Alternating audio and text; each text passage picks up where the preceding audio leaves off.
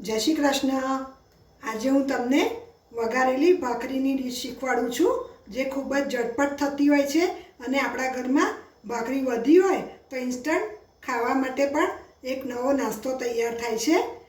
એના માટે જોઈશે ભાખરી, તેલ, હળદર, મીઠું, મરચું, દહીં, લીમડો, ગોળ, જીરું, રાઈ, હિંગ અને ગાર્નિશિંગ માટે કોથમીર।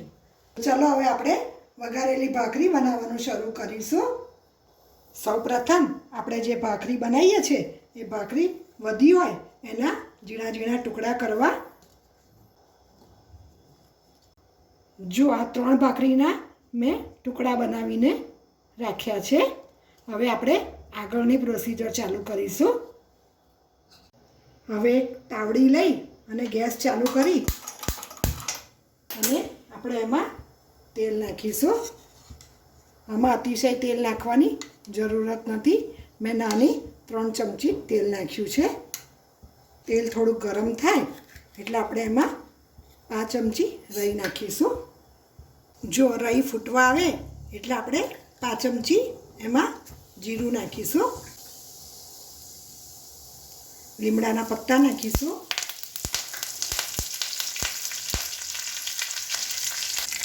5 ચમચી હિંગ નાખીશું, અડધી ચમચી હળદર નાખીશું। કાશ્મીરી મરચું છે એટલે મેં એક નાની ચમચી મરચું લીધું છે અને જેવું તમે મરચું નાખો એવું તરત જ થોડું હલાવી અને એમાં પાણી રેડી દેવું, જ્યાંથી મરચું બળી ના જાય। હવે આ પાણીને બરાબર ઉકળવા દેવું।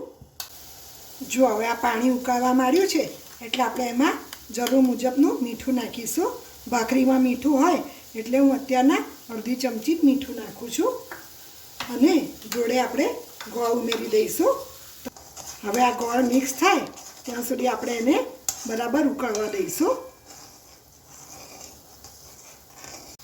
જો હવે આ ગોળ ઓગળી ગયો છે એટલે ધીમો તાપ કરી અને આપણે એમાં દહીં નાખીશું।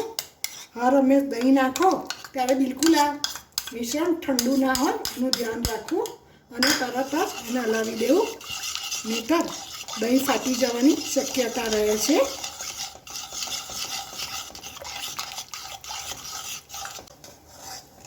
જો આ દહીંવાળું મિશ્રણ બરાબર ઉકળી ગયું છે એટલે એમાં આપણે ભાખરીના ટુકડા નાખીશું। આપણે આજે બનાવી રહ્યા છે એ ગરમ ગરમ જ સરસ લાગે છે, એને બિલકુલ રહેવા દેવું નહીં। અને તમારે દહીંની જગ્યાએ લીંબુ નીચવવું હોય તો પણ તમે નીચવી શકો છો। હવે ધીમા તાપે 1 મિનિટ માટે એને બરાબર ખદખદવા દેવું। વઘારેલી ભાખરી તૈયાર થઈ ગઈ છે। હવે આપણે એમાં થોડીક કોથમીર ઉમેરીશું અને ગેસને બંધ કરી દઈશું। આ રસાવાળી ભાખરી ખાવામાં ખૂબ જ મજા આવે છે અને છોકરાઓને તમે બનાવીને આપશો તો છોકરાઓ એકદમ આનંદથી પણ ખાશે। જો આ વઘારેલી ભાખરી ખાવા માટે તૈયાર થઈ ગઈ છે, આપણે એને થોડીક કોથમીર નાખી અને ગાર્નિશિંગ કરીશું અને થોડુંક તમે 1 ચમચી ઘી નાખશો તો બહુ સરસ એનો સ્વાદ લાગશે। જો ઘરમાં વધેલી ભાખરી હોય, ઘરમાં વધેલા પરોઠા હોય તો આ એક નવી વાનગી તમે બનાવી શકો છો। જો તમને મારો આ વિડીયો ગમ્યો હોય તો ચોક્કસ એને લાઈક કરજો, શેર કરજો અને મારી ચેનલને સબસ્ક્રાઈબ કરવાનું બિલકુલ ભૂલશો નહીં।